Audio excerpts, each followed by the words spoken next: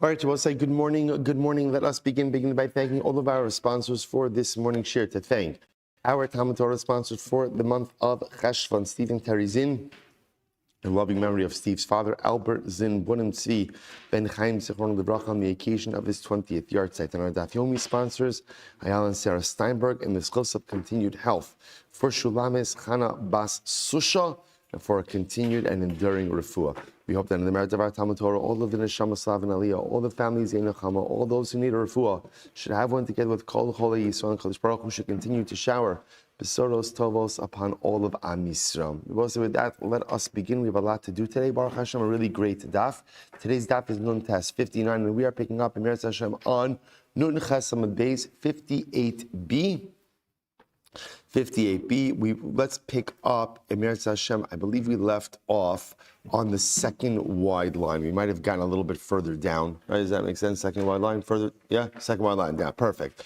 Ella Lab Mishnah says, remember again, we left off kind of in the middle yesterday in the midst of a pretty significant machlokes about the placement of the Mizbeach. So remember again, although we have the Mizbeach drawn a certain way over here in this image, the fundamental machlokes is, where is the Mizbeach actually situated? Was it pushed ultimately to the north, or was it pushed to the south? Now, what's not complicating, but what's kind of driving this particular discussion is this idea that the Gemara espoused a principle, or Rabbi Yossi espoused the principle. What was the principle? Anything taken from the inside to the outside has to be done outside on the closest area corresponding to the inside, but not inside. Again, anything taken from the inside has to be done on the inside in an area corresponding to the outside, but not on the inside. Great. The Gemara gave examples of both of those things. What we were focused on from the Gemara from the outside to the inside was ultimately again from the inside to the outside were the coals for the ketoras. Remember again, as we said yesterday, there's this ma'arachas haketoras, there's this pyre on the top of the mizbeach that has one job, to produce coals ultimately again for the inner Mizbeach, for what we call the Mizbeach HaKetoros, Mizbeach HaZahav. So ultimately, again, so now the question just is, where is this pyre? So based on the rule of Rabbi Yossi, this pyre really has to be opposite here. Now, whether it's opposite the entranceway of the Heichal or opposite the entranceway of the Ulam, either way, it's got to be opposite this area. The problem just is, depending on where you put the Mizbeach is going to determine whether or not this pyre is opposite the entranceway. So that's what we're in the middle of over here. Rather than Rabbi Yossi over here, the Kuli Mizbeach B'Safon Kai. Rabbi Yossi must hold that the entire Mizbeach is situated in the north. Vahani, now one more piece of information. When the Gemara was talking about the placement of this ma'aracha, of this pyre, the Ketores pyre, so remember again, how do we describe it? Where is it situated? It's in the southwest corner, which, okay, good, pulled 4 amos, which is why, by the way, you can even see it in this image over here, which is why, again, it's not flush in the southwest corner, but you can see southwest area, pulled 4 amos north. So the Gemara is just trying to make sense of all of these details and figure out exactly how all of it works together. So the Gemara says, "V'hani arba amos ama yisod v'ama makom kronos v'ama makom raglei kohanim." And maybe the 4 amos that we're talking about correspond ultimately again to the 1 amos. That's the floor level base. 1 amma sobe, that's the elevated ledge. 1 amma of the horns themselves, and 1 amma for the kohanim to be able to walk. The problem is, if you were to move it forward anymore, it would no longer be opposite the entranceway of the Beis Hamikdash. So Rabbi Barava says, 1 second. Hamani, whose opinion does our Mishnah reflect? Rabbi Yehudi. Now remember again, I just want to point out one more piece. In the midst of all this, remember, is our Mishnah. What does talk about? Our Mishnah introduced a very interesting case about shechting karbonos on the top of the Mizbeach. Does that work? Rabbi Yossi says yes. Remember, we're talking about Kodshei Kadashim. Kodshei Kadashim shechted where? Shechted where? Safon, in the north. So Rabbi Yossi holds that the entire of the Mizbeach has the status of north. Rabbi Yossi Yehuda says, no, it depends. If you're in the northern part of the Mizbeach, it works. And if you're in the southern part of the Mizbeach, it doesn't work. Okay. So they both say, so therefore the Gemara says, go back to the Gemara, sorry.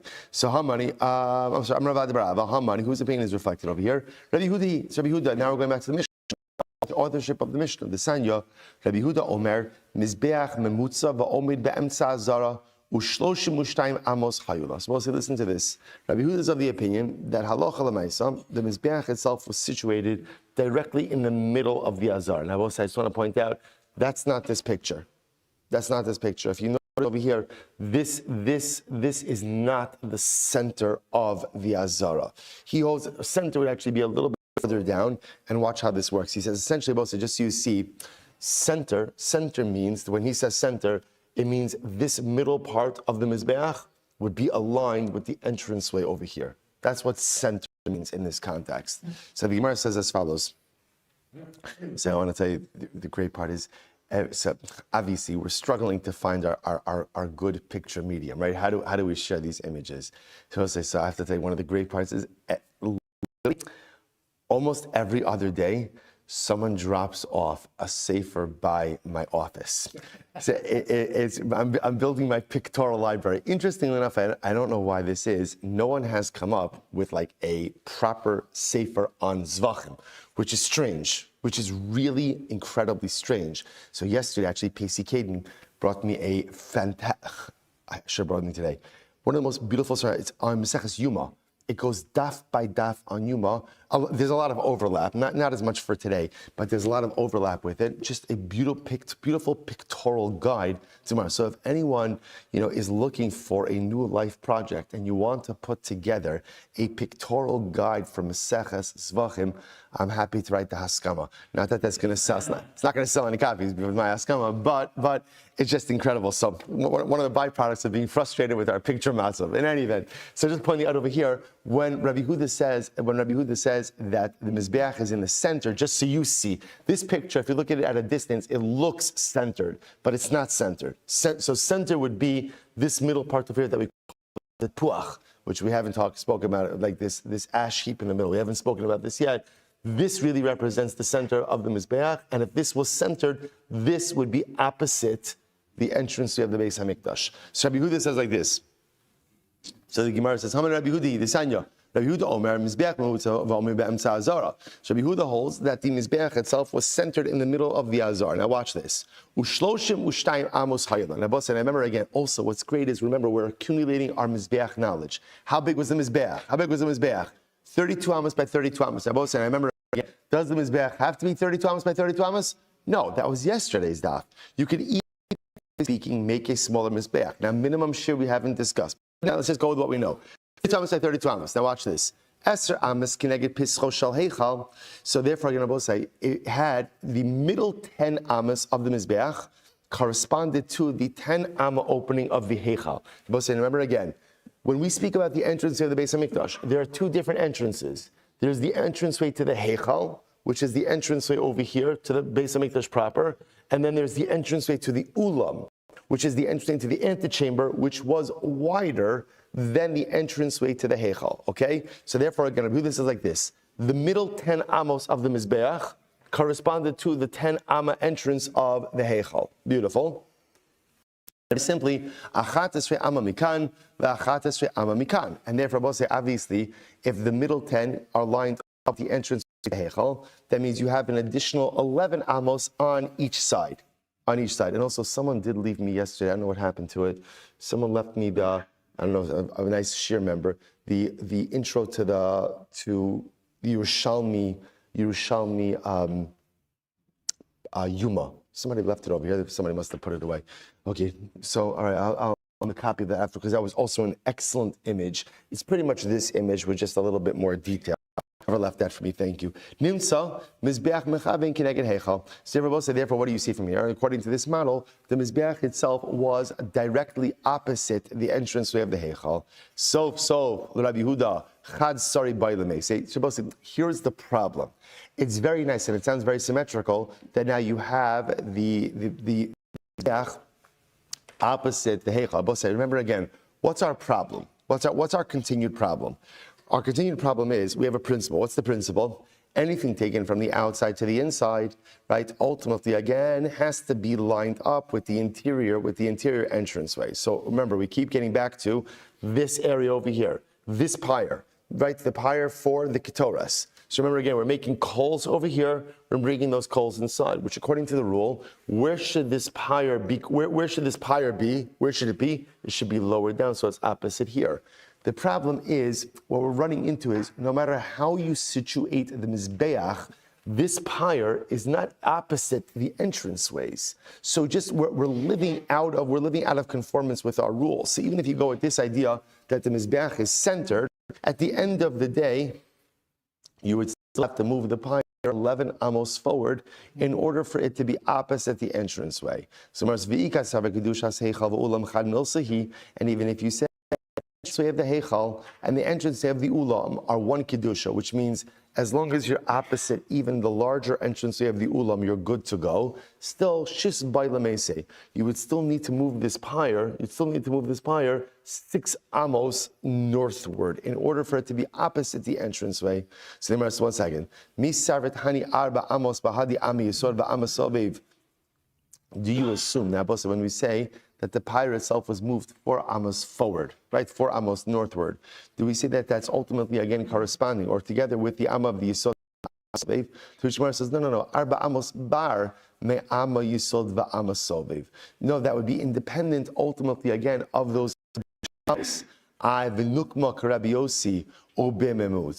So why not go ahead and set it up like Rabbi Yossi and also say that according to Rabbi Yossi, the Mizbeach is centered. So Gemara says, Mishum Rabbi Yehuda shaman alei mamutza behedyo. Because why would we do that? At the end of the day, Rabbi Yehuda is the one who is quoted explicitly as putting the Mizbeach in the middle. Okay. Rav Sharvia says, Amar Hamani, who's the pain does the Mishnah reflect? Rabbi Yosef Glili, it's Rabbi Yosef Glili, Yisayim Rabbi Yosef Glili, Omer, Mitoch Sha'amar, Venasata, Sakir, Ben Omo, the Gomer, the S, Mizbach HaOla. Supposed to now watch this. We're introducing something additional as well, which is the placement of the kir. Now, both say, we spoke about the kir in the beginning of the Masechta, but we never really spoke about, again, where the kir is. If you notice, again, look at this picture over here. The kir, remember, again, is the wash basin. The wash basin. So it's between the Mizbeach and between the Ulam, situated again, we'll call it, I guess we'd call this like southwest area. And you're supposed to remember again, what's fascinating about this, by the way, is, I don't know why, but if you don't look at any of the pictures, you usually assume that where is the kir situated? Somewhere here. Like when you're first walking into what we call the Ezras Kohanim, right? Come into the Beis HaMikdash. Again, there are other access points, but assuming you're coming in through the Ezras Nashim, coming to Nikanar, getting ready to do your avoda, you would have just intuitively put the kiyar right here, somewhere in this area. Yet, interestingly enough, again, without getting caught up in specific placement, it is actually here and the ulam. So interestingly enough, so the Gemara quotes the pasuk. Now the pasuk says, "Ves misbach ha'ola sham Pesach mishkan oel moed vayal Allah ves mincha kasher tziva Hashem es Moshe." So now watch this. So the pasuk says, I'm sorry, one more. V'nasata sakir bein oel moed ubein hamizbeach v'nasata shamayim. So the pasuk itself says, "You shall put the kiyar between the mizbeach and the oel moed." Okay, so here we'll say, so this placement of between the Mizbeach and what we call, the Gemara called, remember, when the Torah sees that Oel Moed for our purposes refers to the Heichal, right? The Heichal, the Ulam Heichal area. So there's explicit pasuk that says that the kir is placed in between these two areas. The Gomer, and then the pasuk says, Ves Mizbach Ola. And then the pasuk says, Ves Mizbach Ola. Now remember again, it says, Ves Mizbach Ola, Sam Pesach Mishkan Oel Moed. So I just want to point out what's happening over here. There's 2 psukim. One pasuk says, "You shall place the key in between the mizbeach and the oil moed," and the second pasuk says, "You shall place the mizbeach opposite the entrance." Sam Pesach Mishkan Oil. You shall place the mizbeach opposite the entrance of the oil moed. Now, so the Avnon test will say 59a. So the Gemara says, "Mizbeach Pesach oil moed." I will say, if you notice, by the way, the language of the psukim is a little bit different. When it comes to the kiyar, so the Torah says you shall place the kiyar between the oel moed and the mizbeach. Okay?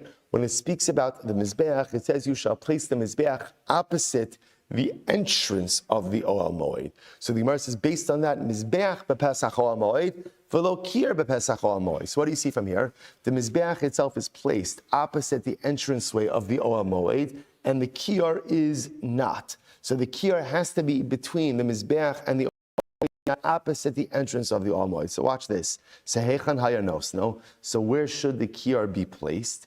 Beina ulam v'la Mizbeach mashkima klape hadarim. It is placed ultimately again between the ulam and the Mizbeach, pulled a little bit southward. So both say, that's it, that's this. That's it. Between the Mizbeach and between the ulam and between the heichal, pulled a little bit southward. So the Gemara says, "My kasavar." So what's the logic behind this? I kasavar kol mizbeach bedaram kai nuk mime kosal heichal l'daram bein olam mizbeach. So now the question is, where is the mizbeach situated according to this? If you hold that the mizbeach is southward, which means the entire mizbeach south is up, that ultimately again the mizbeach is fully pulled up. If that's the case of Osai, then just put the kiyar a little bit south of the southwestern doorpost of the Beis HaMikdash. In other words, put the kiyar a little bit further up, right? All you need is just, in other words, here's what I know. I need the kiyar ultimately again between the Mizbeach and between the Heichal, not opposite the entrance of the Heichal, because that's where the Mizbeach lives, pulled a little bit southernward. So therefore, again, just put it immediately southward of the southern doorpost. So the Gemara says, and if you hold that the Kedusha of the Heichal and the Ulam is one, which means again, the entranceway of the Ulam and the entrance of the Heichal both work, ultimately again, just go ahead and place it southward of the southern doorpost of the Ulam, the Bein Ulam Mizbeach. Inami, ka'inami kasavar chatzia b'tzafon, the Chatzia B'daram, or if you hold that the Mizbeach was situated half in the north and half in the south, which is kind of a little bit more about like what this image is, not exactly, but right, if you hold that it was just centered and there was a line that just bisected it north and south, the Gemara says, Nukmi mikosal heichal uladaram, right, bein ulam v'la Mizbeach. Then go ahead and put the kiyar once again a little bit, no, right? Put it on the side of the wall of the doorpost of the heichal, and pull it a little bit to the north, a little bit to the south, and that would make it ultimately again the mizbeach and the ulam, the inam, and if you hold that the kedusha, the entranceway of the ulam and the heichal is one, then nukme mikosal ulam v'ladaram bein ulam mizbeach. Then once again, just put it a little bit southward of the southern doorpost of the ulam, and you are good to go. Alalav mishum, rather, both say the fact that these are not mentioned must be that what? It must be that according to this opinion, the entire Mizbeach actually is situated in the north. It's pulled northward. So if that's the case, then when you go ahead and when you establish it ultimately again between, right, Mikosa Heichal Tzafon, Havale Bein Ulam Mizbeach. Ultimately, again, it's between Ulam and the Mizbeach. V'nukma mikosa ulam u'letzafon. So why not go ahead and set it up then on the northern side, right, between by the northern doorpost between the ulam. V'vein ulam u'lemizbeach amakra, because the pasuk does say where does the kir have to be situated? It has to be situated between the mizbeach and the ulam. Amakra safona sheit safon pane mikelim. So we'll say this is a new detail that we never saw before. Says the pasuk says safona, just to understand the context of the pasuk. V'shachat osal yerach hamizbeach safona. You shall shecht it by the edge or by the side of the mizbeach in the north. The Gemara darshans sheheit safon pan kalim. The northern side of the azara of the courtyard must be empty of other utensils. Shabbos says, which means now what is the Gemara darshaning? The Gemara says that you could use the north to shecht karbanos, but the northern side must be empty of utensils, which means Rabbi say, by the way, if you notice, that indeed is the case. If you look on the northern side over here, there's nothing in the north. Now, the truth is, you have these rings and you have these tables. These tables were used for like cutting up the carcasses or tying up the carcasses or tying up the bodies of the animals. But the mice, again, these aren't kalim. These aren't the Beis HaMikdash. The kiyar is a kli of the Beis HaMikdash. So just an interesting fact over here. That Safona tells us that the north can't have any kelim of the Beis Hamikdash. Okay, man time the Palagali Rabbi Yosef Levi. Who is the opinion who argues on Rabbi Yosef Levi? Rabbi Elazar ben Yaakov. The sign Elazar ben Yaakov Omer Safona. She hates Safon Panui Mikelim.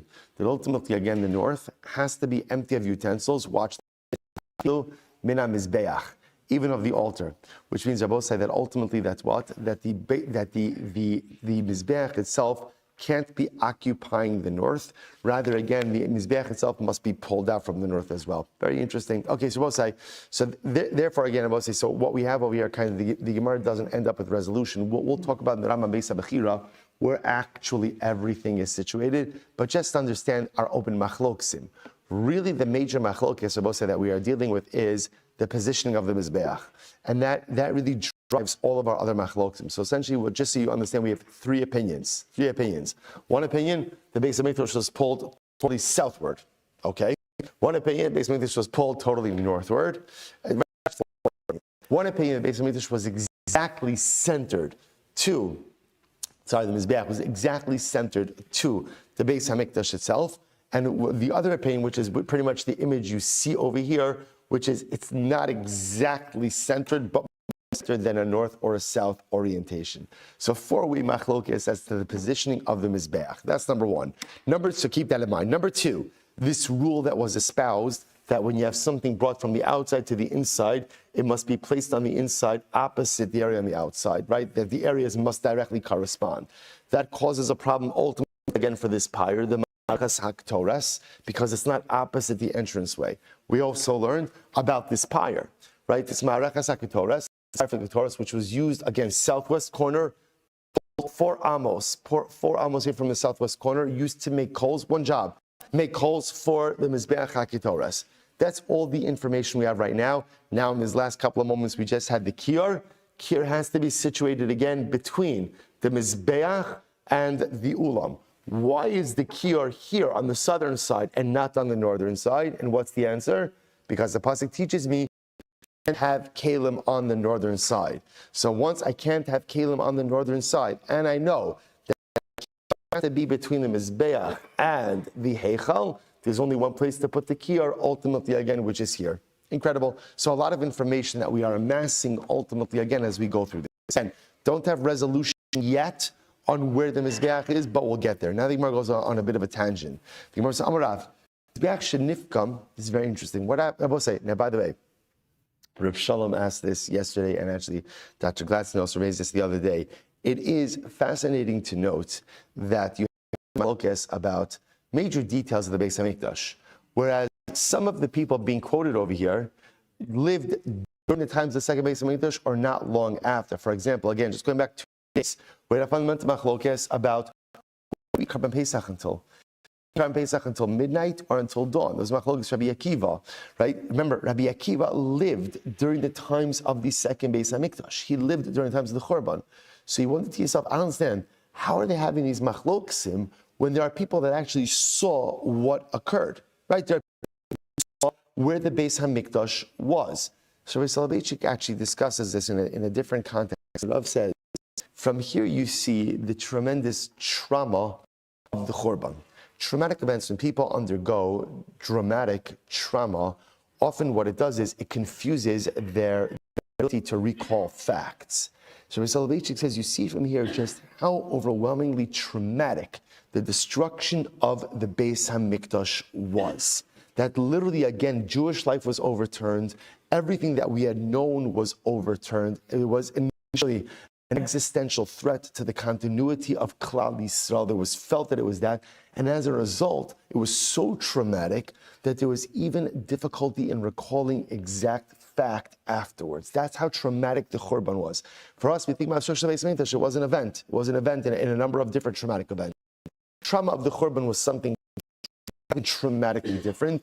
And as a result, you see, again, even difficulty in recalling facts, even by those who may have seen it. Incredible. Let's go back there. Amarav, Mizbeach shenifkam. So I'll say if you have a Mizbeach, ultimately, again, it was damaged. It's incredible. Mizbeach was damaged. You don't want to be that guy who damaged the Mizbeach, right?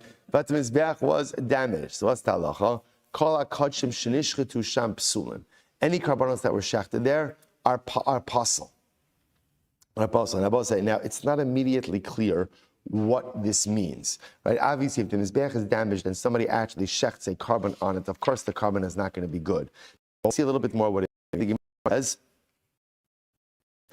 I'm sorry. Mikrahu, so this is Rav speaking. Mikrahu, so Rav says we had a pasuk that supported this, but I don't remember what the pasuk was. Incredible. So Rav says, Kisal Rav Kahana. And when Rav Kahana went there, so Rabbi Yosi. So Rav Kahana went out and he tried to find the source for this, and he found. They said over the name of Rabbi Shmuel Silber, when Nailam Mizbeach Shenifkam, from where do we know? From a Mizbeach that was damaged, Shekala Kodshim Shenishchetu Sham Psulin, that all the karbanos ultimately again that were shechted they are apostle. Where do we know that from? Shenemar v'zavachta alaves olasecha v'es shalamecha. The pasuk says, you shall shecht upon the Mizbeach your olos and your shlamim. Now, and here's the problem. V'chi alecha tazoveach. Now, v'chi aleva tazoveach. Do we shecht karbanos on the Mizbeach? No, we just got finished talking about this. We don't shecht karbanos on. Where do we shecht karbanos? Where do we shecht karbanos? Where do we shecht karbanos? It depends, right? What does it depend on? If it's kachim kadosh, we shecht it in the north, and if it's kachim kalim, anywhere in the Azara. But point is, you're shechting it on the ground. You're not.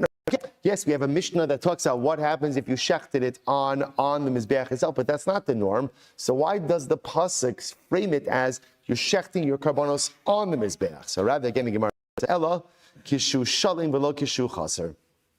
Rather, when the pasuk says, v'zavachta alav, you shall shecht on the Mizbeach, what it means is, when can you shecht? When the Mizbeach is complete and not when it is deficient.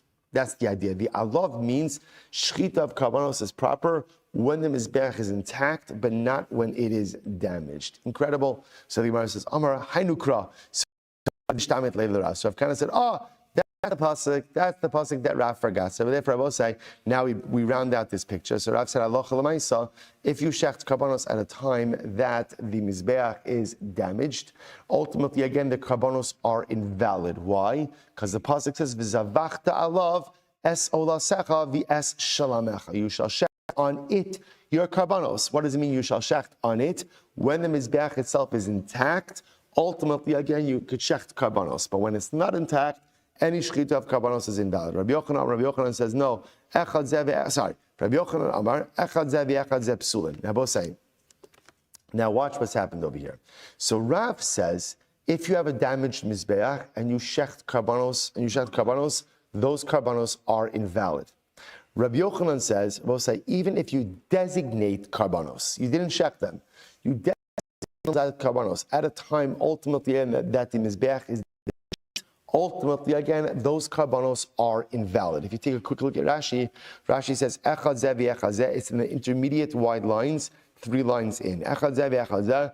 Bein shenishchetu b'shas pigimasan, bein shenishchetu achar tikuna, psulin kala kachem, shahayu kiddushin ba'osa sha'a, lefi shenira v'nithlu. So we'll say this is incredible. So therefore, Rav says, only karbanos that you actually shecht at the time that the mizbeach is damaged are unfit for use. Rabbi Yochanan says even karbanos that you designated at the time that the mizbeach was damaged, ultimately again are apostle. So it says the Gemara, what are they arguing about? Rav Savar Bali Chaim Ina Nitchin, Rabbi Yochanan Savar Bali Chaim Nitchin. And I will say we've seen this concept of dichui. Dichui means once something ultimately again is set aside for non-use, it can no longer be redeemed for use. So Rav says only something shechted can be nidcha, can be set aside for non-use. But if you just have a consecrated living animal, it's fine. Just wait to offer it till the mizbeach is repaired. Rabbi Yochanan on the other hand says no. Even Bali Chaim, even living animals can be set aside for non-use. And therefore again, if you designated a carbon at the time that the mizbeach was unfit for use, that animal itself forever becomes precluded for sacrificial use. That's the machlokes. So basically, whereas the kash kala kachim shahayu achlo nibna hamizbeach v'achar kach nibna hamizbeach psulin. So also now watch this. The Gemara says like this. It's actually fascinating. Ultimately, again, all karbanos that you had, all animals that were designated as karbanos. Now also now bepashtos, this sounds like between the second batei mikdash. So ultimately, again, if you had designated animals as karbanos before the second Beis Hamikdash was built, and then the second Beis Hamikdash was built, those animals ultimately again are precluded. are precluded from use. So the Gemara says, Nivne tichuyin. One second. If you designated these animals when there's no Beis Hamikdash, aren't they set aside for non-use from the beginning?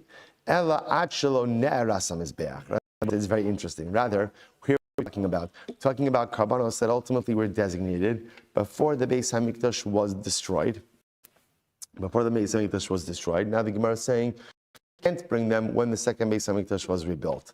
So the Gemara says, I don't understand. Ne'eras, of course.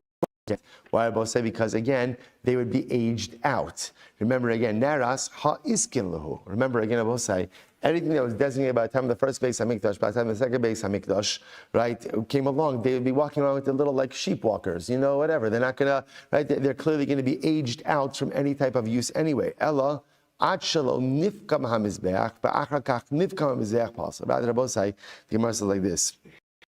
We're talking about over here that halacha l'maisa. If you went ahead and you designated an animal, and then the Beis Hamikdash, and then the Mizbeach was damaged, right? And then you repaired it. At the time you repaired the Mizbeach, you can't offer up that carbon, which seems to support Rabbi Yochanan's idea that Balei Chayim Nitchin, that even an animal designated as a carbon at the time that it cannot offered is forever precluded for non-use, or forever designated as non-use. One second. But again, you could change the wording, just like you're modifying the wording over here. Modify the wording to say not about designated, but rather again the animal was shechted. If it was shechted, ultimately then it is forever set aside as non-use. By the way, just so you know, that's how we paskin. We paskin. Living animals are not designated for non-use. So, for example, in this case, designated animal as a carbon, and now let's say again the mizbeach became damaged, so you can't offer it up. Once they repair the mizbeach, you can go ahead and offer up that carbon. Whereas, if let's say again the mizbeach was damaged, you shechted a carbon, and now let's say they do the repair that day. If at the time you shechted the carbon, the mizbeach was not usable, ultimately again that carbon is forever set aside as non-use. So a living animal is not set aside for use, but a shechted carbon, if it can't be offered up at the time of it is forever set aside like non-use. We passing like Rav. Interesting. The Gemara goes weiter.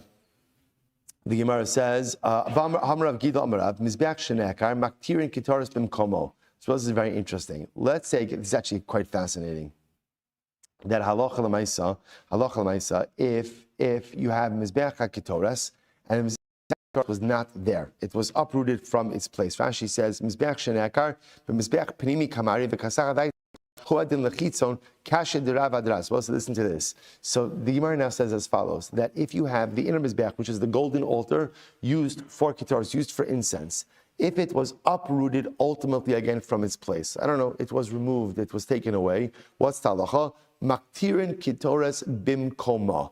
Ultimately, you can offer kitoras where? On the floor of the heichal itself. Nebos and Abepashlos, what does that sound like?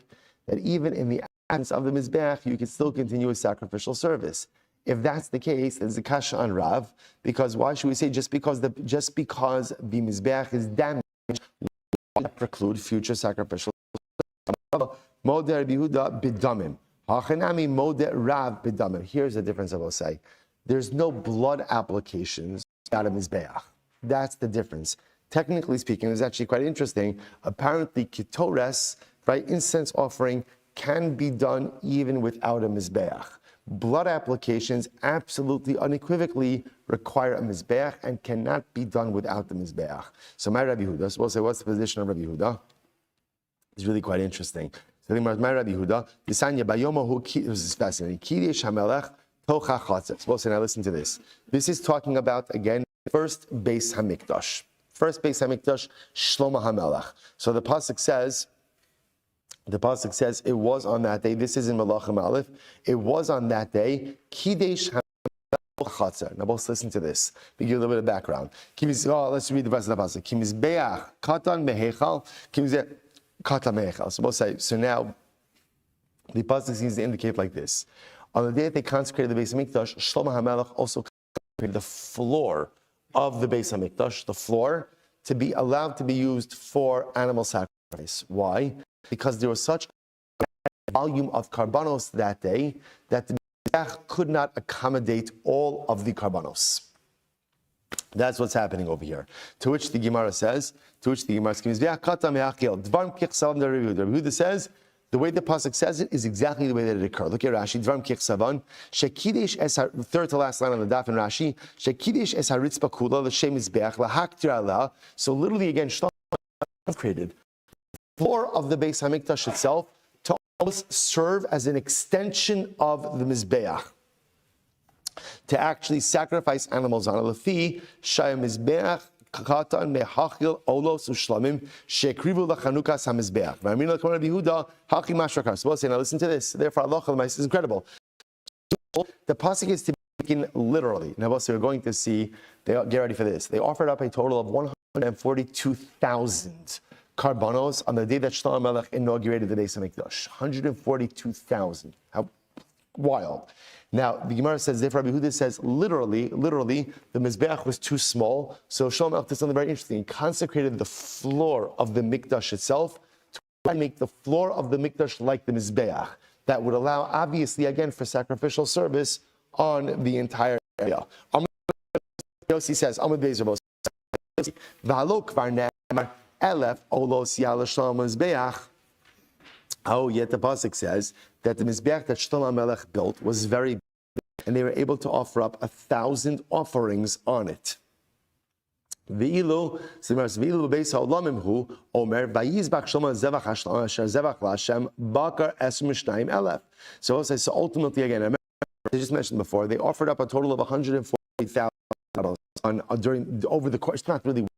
Say one day, not one day, over the course of the inauguration. So the Gemara says, "Ukisha'ata magia lecheshbon olos uleminyan amos ze gadol mizeh." Now we'll say, now remember again.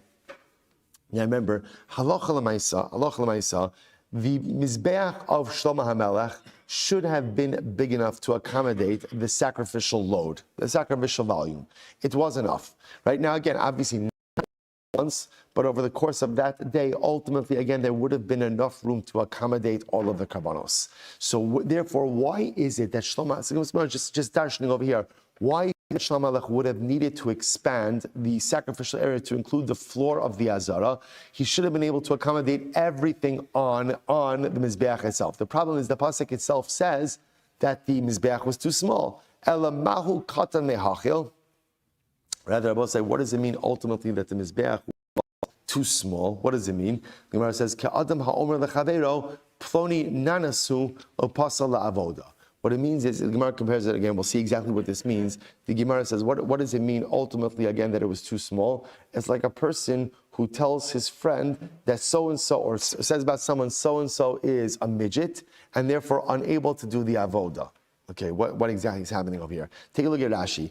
Rashi says, "Ela mahu omer kata me'achel mizbeach havanim kamar u'mishumahu yoma ela mizbeach hanechoshes kamar u'ba leposla li'olam shesiku."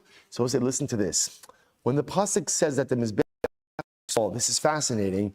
It was not talking about the mizbeach of Shlomo. Which mizbeach we're talking about? The mizbeach that Moshe Rabbeinu built. Remember again, Shlomo builds a new mizbeach. Now, there was a mizbeach because Moshe Rabbeinu had built a mizbeach for the Mishkan. The pasuk now says they did not use the mizbeach of Moshe. They went ahead and they deconstructed and put away the materials from that mizbeach and built a new mizbeach. Why did they build a new mizbeach? Because the old one was too small. So the too small statement was not on Shlomo's mizbeach, rather on Moshe. I said, "Bro, look at that. Rashi is really incredible." Now again, I just want to point out, Moshe, his mizbeach is referred to as mizbeach avanim, a mizbeach made of stones.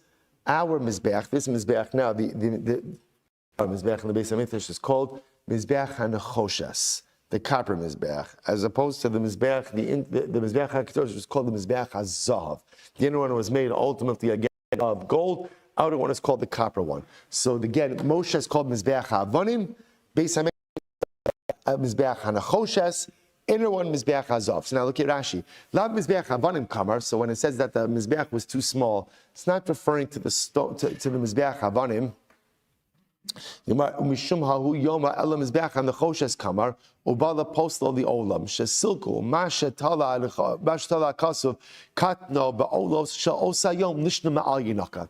Shabbos, I say interestingly enough, small. So remember, the pasuk is confusing because the pasuk makes no reference to the mizbeach of Moshe Rabbeinu.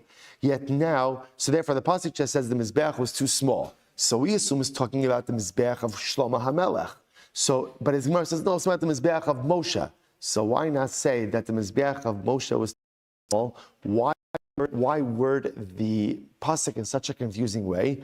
To which the Gemara answers, it wants to be deferential and nice to Moshe Rabbeinu. For example, the Gemara gives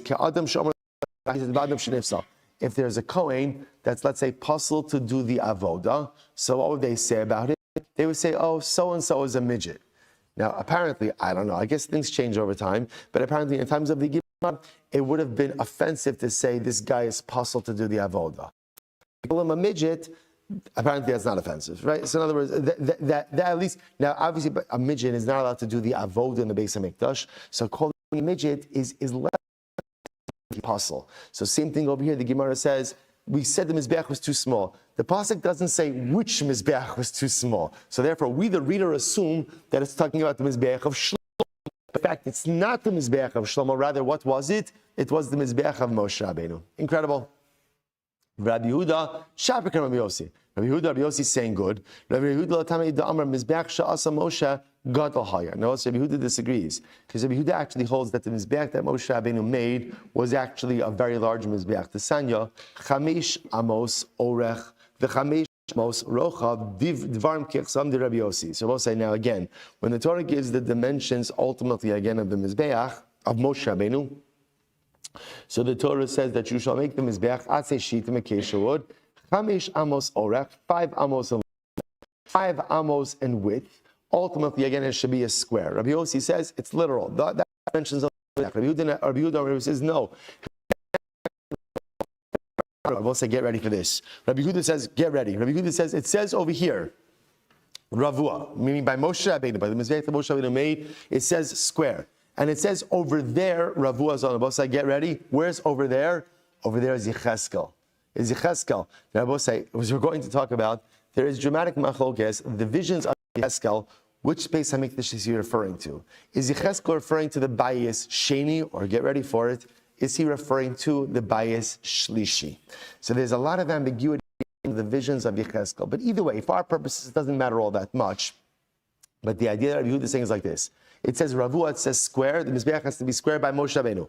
And it says Ravua by Matlahalon me'em sa'isu hayamoded, avkan me'em sa'isu hayamoded.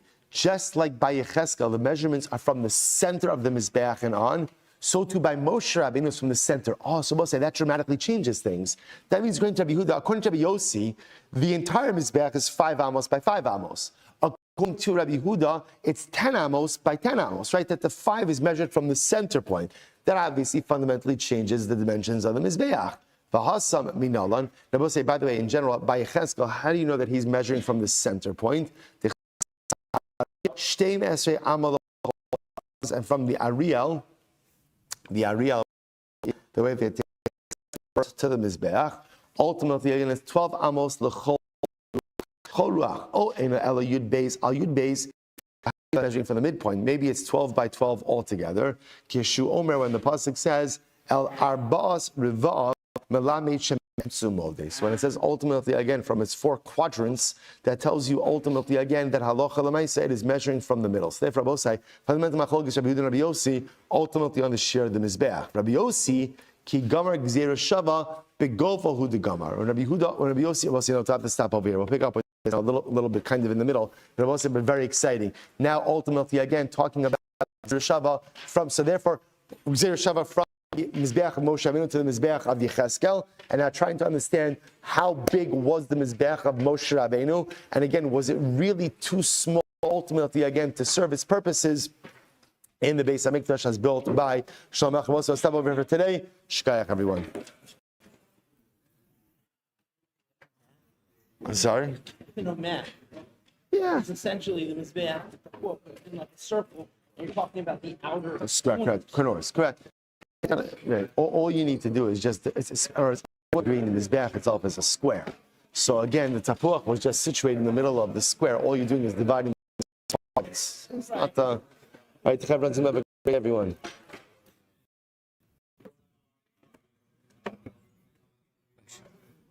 So Moses